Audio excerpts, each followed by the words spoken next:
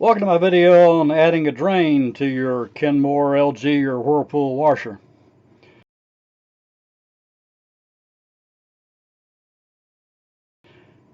The way the factory did it on the newer units was they notched this weight, then the seal had a drain in the bottom of it, and it came out and went straight into this drum. This drum was a different piece. It had a molded fitting in it right about here, and all you had was on a short elbow fitting, and it drained the water back into here. The way I'm going to do it, it's a whole lot less expensive and a whole lot less work than having to take this whole drum out and replace part of this drum. Is to replace the weight and run a line from here into this drain line, which is accessible back into the washer back in here. If you're looking for a pure factory upgrade, you can still buy the parts to retrofit your old washer. This half drum is still for sale. You'll need the gasket that puts the two drum pieces together, a little short hose fitting that goes here, along with the clamps, and then a plastic piece that inserts in, and a new weight. The total parts list for that I'll show you as a title a little later on in the video.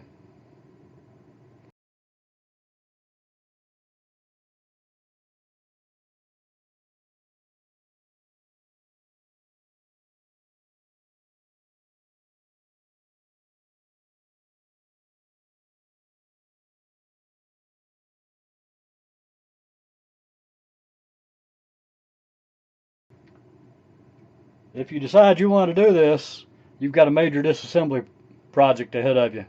The whole washer drum has got to come out. Then you've got to break the washer down. I had just been through with mine replacing the bearings on it that went out, so I didn't think I wanted to take the whole drum back out of it again. So I decided to go the less expensive and the less work route, but still get the water out of the seal, which was causing the mold and the mildew problem. Here is my old door seal. Doesn't look too bad on the outside, but on the inside, pretty heavy mildew. So after looking at this, I decided I'd see if I could figure out a way to get this to drain. What causes the mildew, of course, is the water gets trapped in here and can't get out. The new ones have a drain. And here is the new seal. The drain, already punched.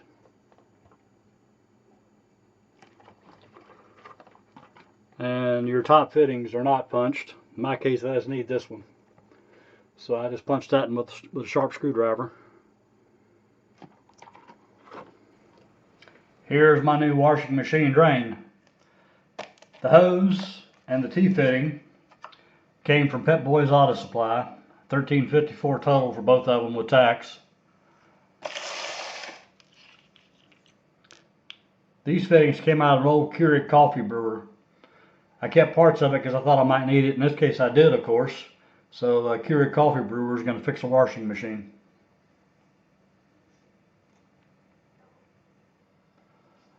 Alternative sources for this, if you're not lucky enough to have an old Keurig laying around, are hardware stores, McMaster Car, and even possibly an auto parts store might carry some of this. Well, here's my new weight. It came from Appliance Parts Pros, and granted they probably could have packed it a little better, but as you can see, it's cracked. Now, I know it would probably crack in the washer anyway, so I'm not going to bother to even say anything about it. I'm just going to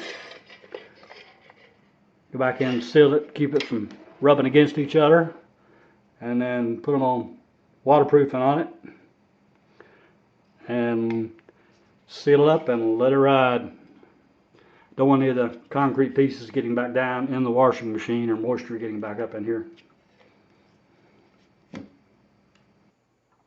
Here's a quick shot of the old weight and the new weight together. You can clearly see why you have to replace the weight.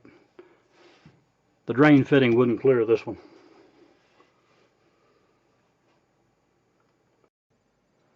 Here's the new weight installed. All your bolts are 10 millimeter. And this notch, of course, gives me space for my drain when I put the new seal in. And here's my new drain fitting. A little hand soap makes this a whole lot easier than vice grips or pliers to put the clamp on it. Here is my new gasket and retaining spring installed. And I wish I had a secret to give you for the retaining spring, but basically it's vice grips and pull or push hard. Helps to have a second person watching to make sure the spring doesn't jump out of its groove. That would mess up your gasket. So just take your time with it, and it should be not that difficult to do. It's just time consuming and aggravating. Here's my pump hose hooked back up. Here's my drain. And here's my new drain out of the washer. This, of course, is the existing hose. And I just spliced my T into it. And then this connects up underneath the washer drain, which is right here. Next shot I'll show you will be completely installed and ready to use. And here's the connection at the pump end. Just exactly what it looks like when it's all hooked up. And here's a view of what it looks like from the seal end. Fitting my little elbow from the Keurig, the connector, and the tie-gun hose. Well, I hope you found this useful in adding a drain to your LG, Whirlpool, or Kenmore washing machine. I'm looking forward to having a whole lot less mildew issues, and my towels will start to smell a whole lot better. Hope you found this useful. Take care, and I'll refer you back to the Appliance Pros video for the rest of the assembly of the washer. Y'all have a great day, and come on back and see me again. Take care, y'all.